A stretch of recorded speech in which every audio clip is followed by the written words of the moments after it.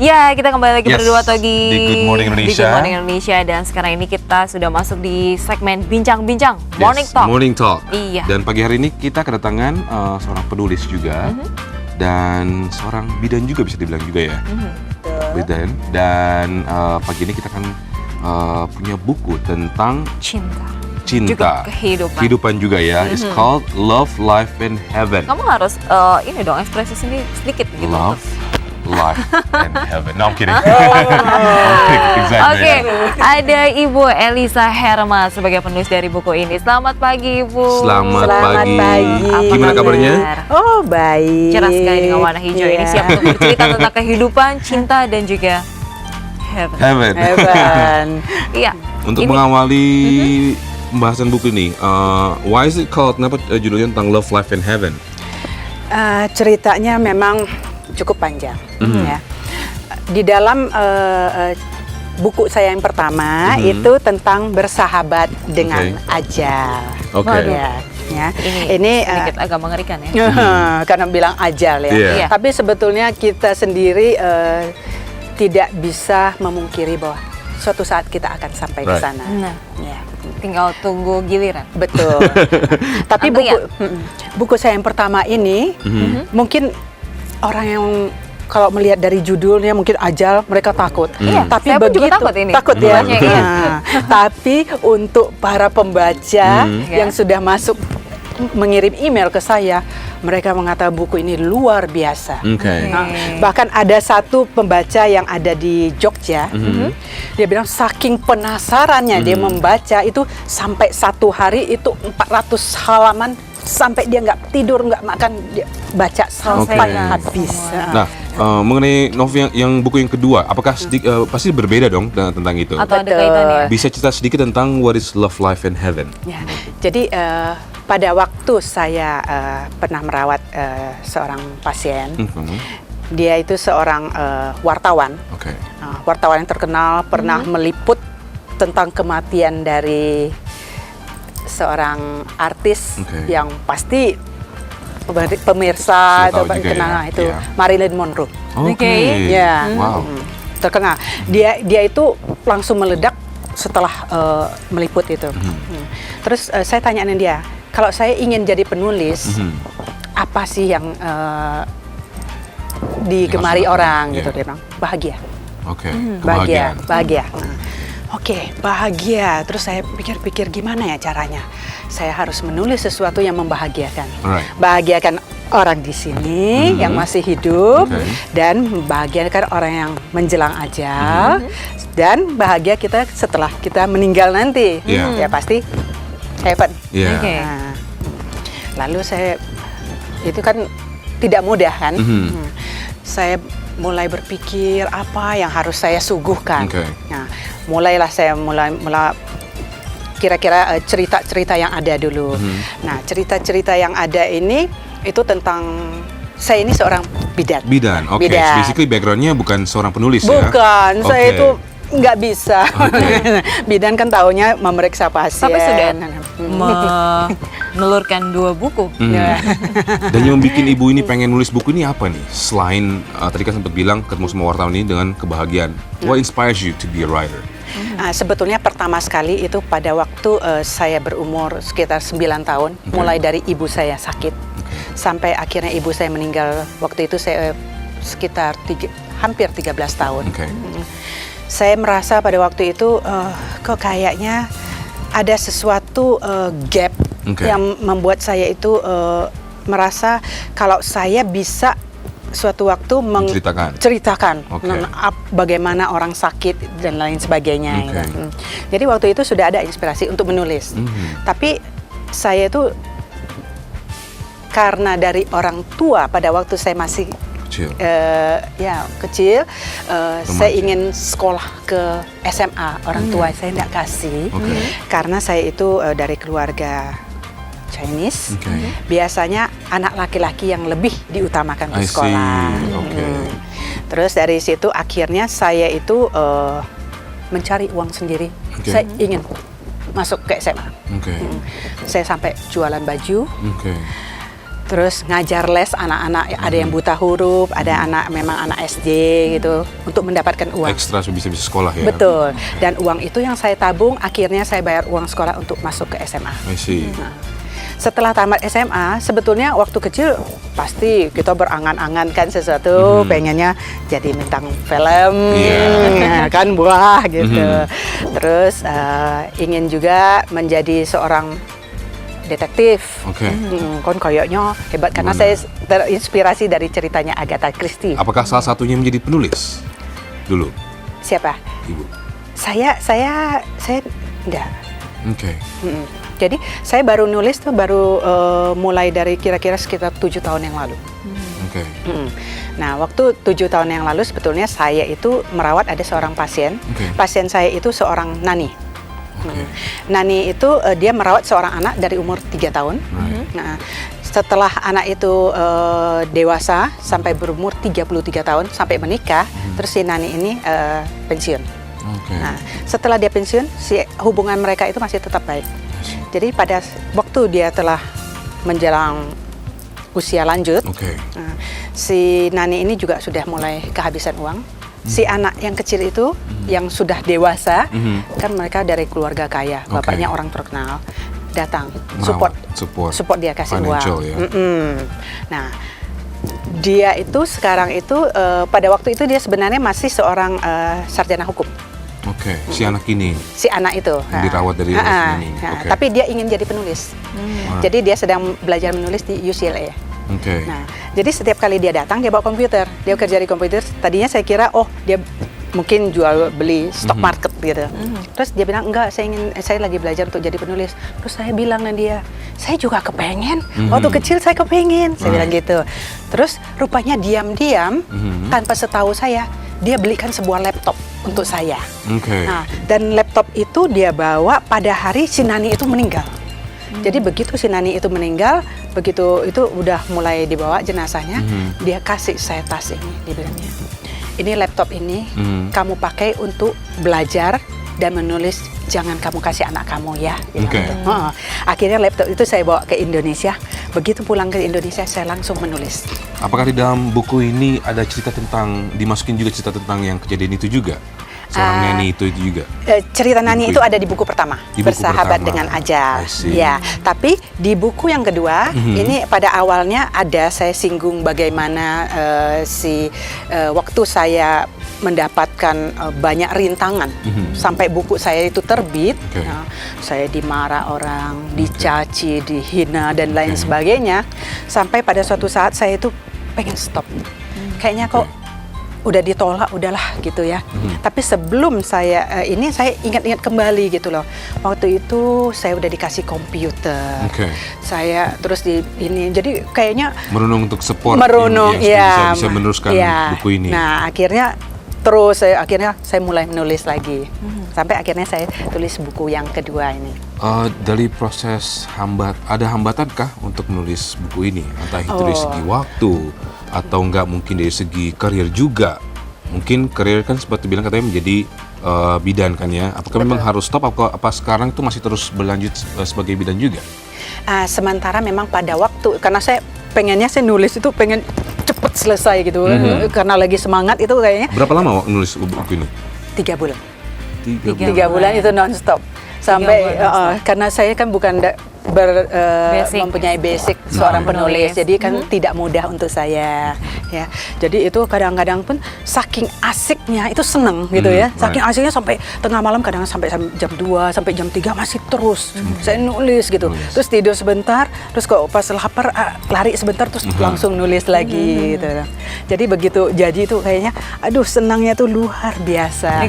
Dari 3 bulan waktu untuk menulis ini, kira-kira mungkin ada yang hambatan tadi seperti yang dikatakan Togi, hambatan untuk menulis, mungkin juga dari segi cerita yang ini masuk di buku ini atau gimana ya?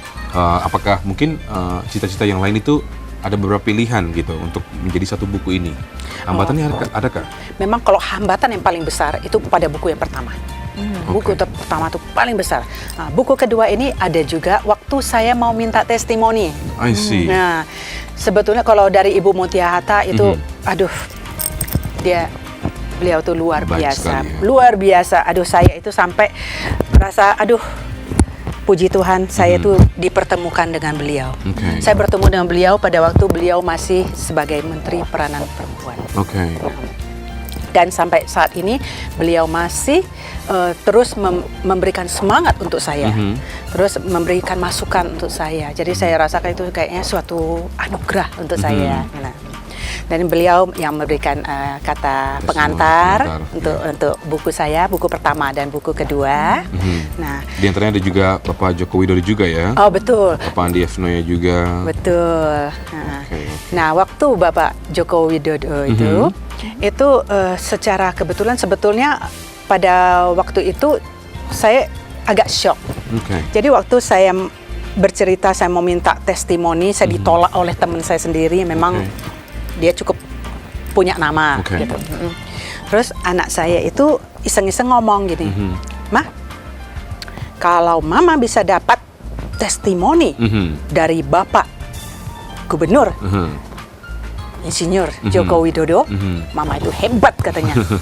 Saya tuh sampai shock. Saya malu ya, gimana sih bisa dapat tuh, rasanya nggak mungkin gitu ya. Terus tapi saya diem aja, saya merenung sambil sedih juga gitu. Terus akhirnya saya biasanya suka berdoa tuh tengah malam, jam 12 malam. Nah, waktu berdoa itu terus tiba-tiba saya kepikir, oh barangkali coba browsing. Saya browsing di internet, saya dapat, wah seneng sekali saya dapat alamat email itu. Saya kirim, balik lagi. Ternyata itu emailnya sudah tidak terpakai lagi. Malu juga ya. Tapi untung tidak ada yang tahu. Baru sekarang nih saya ngomongnya, baru buka nih. Nah, terus pada waktu itu tiba-tiba saya sempat sakit. Nah, waktu saya sakit itu sempat gejalanya hampir seperti stroke. Terus saya mulai dengan olahraga. Pagi itu di Car Free Day. Nah, pas pada hari itu putra saya biasanya kan suka nemenin saya, nggak bisa, dia bilang, "Mas, saya nggak bisa karena kemarin tuh capek, ada tugas dari kantor, mereka ada acara, terus bisa nggak pergi sendiri?" "Oh bisa, untuk kesehatan sendiri, kenapa tidak? Saya harus bisa." Malu dong, bilang anak nggak bisa. Dan akhirnya? Ya, terus biasanya kalau dengan putra saya lari ke arah Senayan. Nah, kali ini kalau gitu saya mau ke arah HI.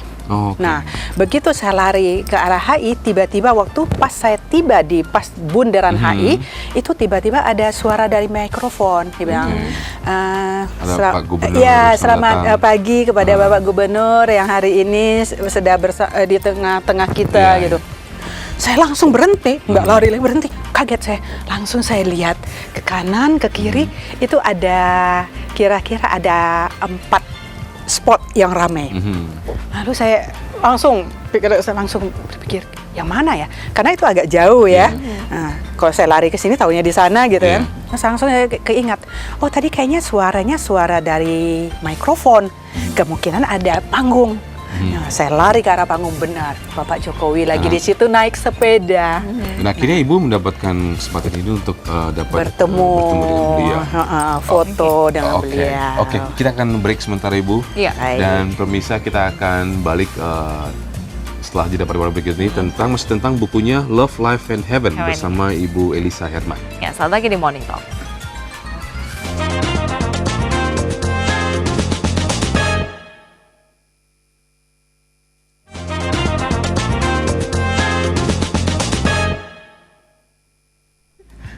Ya, kembali lagi di Morning Talk bersama saya Main, ada juga Togi Sinaga dan juga Ibu Elisa Herman. Dan kita masih membahas tentang bukunya yang sangat menarik ini terkait dengan kisah nyata. Di sini sudah ada stempelnya, kisah nyata. Ya, kisah nyata Love, Life and Heaven. Nah, kalau kita berbicara tentang kisah nyata, berapa cerita yang diungkapkan di buku ini, Ibu? Oh, banyak sekali. Semua kisah nyata dan kisahnya itu sangat menarik dan berbeda-beda. Berbeda-beda. Mulai dari pembukanya, Ibu. Berawal dari kisah seperti apa? Mungkin itu pastinya akan berbeda atau ada keterkaitan dengan buku yang pertama?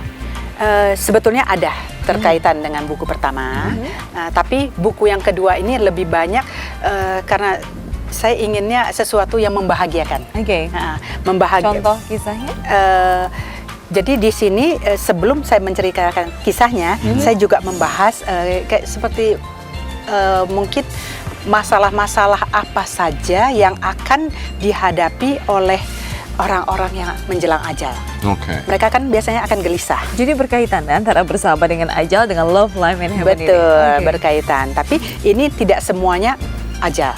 Oke. Nah, jadi ada juga cerita tentang seorang pasien yang melahirkan. Itu di sana bagaimana si pasien ini itu sudah hampir, ya boleh bilang kritis sekali ini. Ya, kalau menurut ilmu kedokteran biasanya kalau melahirkan perdarahan itu kan udah sesuatu momok kan, ngeri kan. Nah itu bagaimana si pasien ini sudah hampir koma tapi masih sadar. Nah, tapi dia sudah mulai merasa melayang. Nah, itu bagaimana dia berjuang untuk tetap hidup. Nah, terus bagaimana dari keluarganya, ibunya, suaminya Proses juga ini. ikut berjuang. Perjuangannya bagaimana? Nanti baca di situ. Dan bagaimana dokternya juga ikut berjuang. Dokter, perawat, bidan itu berjuang untuk mempertahankan supaya pasien ini selamat. Itu ada di situ. Artinya kisah yang ada di buku ini semuanya lebih ke pengalaman dari profesi ibu, seperti itu. Betul, tapi tidak saya sendiri, tapi ada juga yang dari teman-teman ya. Seperti ada seorang bidan, dia selamat waktu tsunami. Tsunami, bagaimana dia itu waktu air itu mengejar dia, dia bersama keluarganya, 3 putri dan suaminya meninggal dunia di bawah. Mereka lagi berada di Aceh waktu itu, saat itu. Iya, di halaman rumahnya. Jadi mereka sedang berbincang-bincang gitu. Tiba-tiba dia mendengar ada orang berteriak, air lari. Itu jadi karena melihat orang lari, dia ikutan berlari gitu.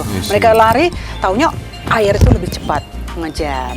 So di situ ada cerita tentang itu juga ya. Ada. Oke. Di cover buku ini, ini ada tentang love ini menyimbolkan seorang mawar, life ini ya, cenderung tanah ya, dan heaven ini wings. Kenapa konsep buku ini begini? Apa karena ada cerita di konsep? Jadi saya ini berpikir bagaimana caranya supaya kita itu bisa bahagia di dunia. Bisa juga bahagia setelah kita meninggal. Itu kan kalau kita bahagia kan setelah meninggal pasti kita bilang heaven.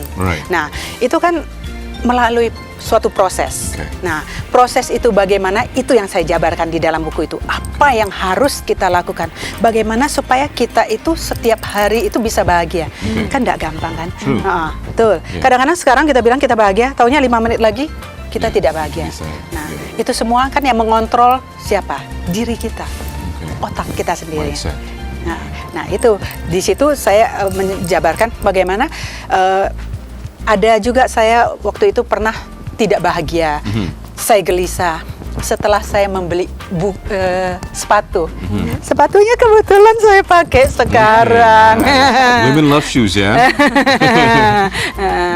Nah pada waktu itu tadinya saya kira itu kesalahan gitu loh. Nah, bagaimana saya dikejar-kejar seperti dikejar dosa gitu loh. Nah, itu baca aja nanti ada di situ. Nah, ada berapa cerita di buku ini, Bu? Ada sebetulnya ada 30-an. 30 cerita. Di antara 30 cerita itu mana yang paling berkesan untuk Ibu?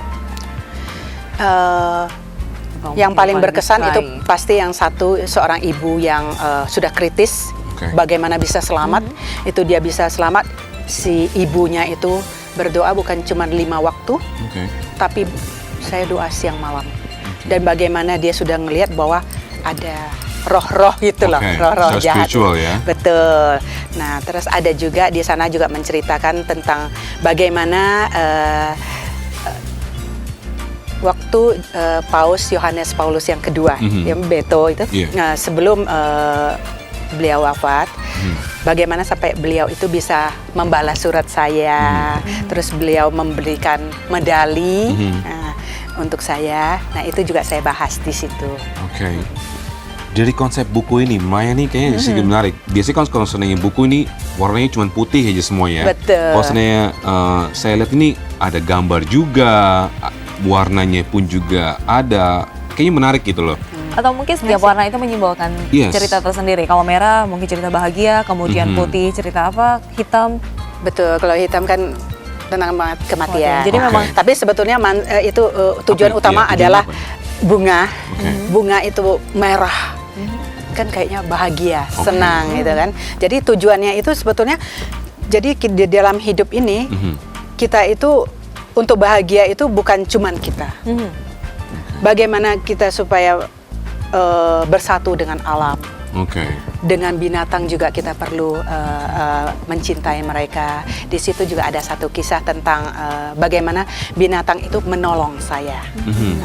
Itu cerita tentang capung. Terus ada juga cerita bagaimana binatang itu si tupai. Dia mempersiapkan sahabatnya untuk jelang ajal itu bagaimana. Nah, jadi dari situ saya ingin mengajak kita, ya, binatang aja bisa mempersiapkan sesama binatang meninggal dengan terhormat, dengan baik. Kenapa kita tidak? Nah, terus untuk bahagia itu sebetulnya sekarang kan orang kadang-kadang ingin memusuhi orang lain, apalagi dengan perang gitu. Seharusnya kita itu mulai koreksi diri kita sendiri. Memperbaiki juga ya. Betul, kita memperbaiki diri kita supaya kita kan maunya kan heaven, bahagia. Betul. Dan mungkin dengan cara Ibu menulis ini, Ibu juga ada proses juga ya. Betul. Nah, pengen tanya juga, di buku ini kan memang ada kisah nyata tentang orang-orang yang lainnya juga. Apakah ada kisah nyata tentang dari diri Ibu sendiri juga di buku ini? Betul, ada juga bagaimana tentang waktu ibu saya sakit. Waktu itu saya masih berusia 9 tahun. Saya itu belum perawat, belum bidan. Nah, waktu itu saya bagaimana caranya saya ingin menolong ibu saya gitu. Nah, tapi saya menolong dia itu dengan kemampuan saya apa adanya gitu loh. Yang kalau saya pikir sekarang ini kok kayaknya sekarang saya sudah ngerti kan harusnya merawat orang itu seperti apa gitu. Tapi pada waktu itu saya cuma berpikir bahwa cinta kasih. Seberapa besar kasih yang bisa saya berikan kepada dia supaya ya jangan sedih. Jadi pada saat ibu saya kan kalau orang sakit kanker tuh sakit sekali kan. Nah, bagaimana supaya dia tetap bahagia, dia tetap tabah gitu loh. Jadi seperti kalau kanker kan biasanya bau. Kita janganlah ngomong bau, apalagi kita ambil tisu terus tutup gitu, kasihan kan. Apalagi dia udah tahu bahwa saya ini sakit nih suatu saat saya cepat atau lambat pasti akan meninggal, ya kan. Nah, tapi kalau di antara kita sesama anggota keluarga mendukung, dia bahagia, mereka akan pergi dengan tenang dan damai.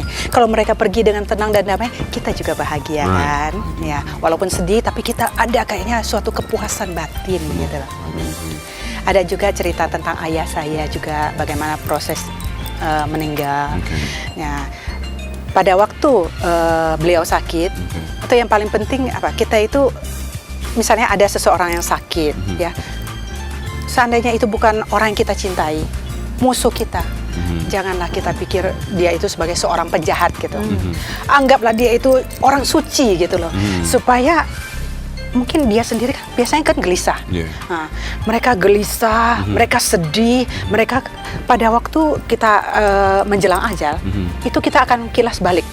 Flashback. Flashback. Apa yang pernah kita lakukan. Jadi untuk mereka sendiri itu sudah suatu perjuangan. Mereka kan pasti ingat, aduh dulu tuh saya pernah nyakiti si ini, saya pernah mungkin membunuh si ini. Kalau kita tekan lagi dengan mereka, tuh dulu kamu pernah gini, iniin saya itu, kasihan. Mereka tidak bisa pergi dengan damai gitu. Nah, dari keseluruhan cerita ini, apa pesan yang ingin disampaikan dari buku ini, Bu? Pesannya bahwa kita mulai dari hari ini, kita harus mulai lagi mempersiapkan untuk masa depan kita dengan love, dengan cinta. Kalau cinta pasti kita akan melakukan segala sesuatu dengan baik agar hati kita tenang, damai. Jika pada saat ajal itu datang, tiba-tiba kita kan nggak tahu. Bisa aja sekarang saya berbicara di sini, taunya begitu saya keluar, taunya sesuatu terjadi, bisa aja kan. Nah, tapi kalau kita siap setiap saat, setiap waktu, kita pasti yakin kita masuk ke surga. So basically always do good ya. Do good. Always do good. Iya. Itu tadi seputar pembahasan kita tentang buku di pagi hari ini, Love, Life, and Heaven bersama Ibu Elisa Herman. Terima kasih atas waktunya Ibu di Good Morning Indonesia. Ini benar-benar pencerahan, harus selalu dengan cinta. Tapi cintanya jangan berlebihan kalau sama kamu. Pemirsa, demikian dialog di Good Morning Indonesia di pagi hari ini. Tadi kita sudah ada informasi dalam negeri, mancanegara, dan juga olahraga. Dan kita masih punya informasi-informasi lainnya besok di waktu yang sama. Dan akhirnya saya Maya Intan pamit. Saya Togi Sinaga. And have a great day. Dan kita masih ada dapat ini ya, hadiah. Iya, saya dipersiapkan ini khusus. Di dalamnya sudah saya tanda tangani. Saya cap. Capnya saya bawa khusus dari Amerika loh. Thank you very much. Ini spesial bajunya nih. Ini bawahnya warna merah. Wih. So dengan bajunya. Sama. Thank you very much. Kok sama ya warnanya ya? Oh itu dia, we were meant to be untuk jadi partner siaran ya. Oke, semoga bahagia. Oke, misalnya terima kasih dan sampai jumpa. Have a great day, bye-bye.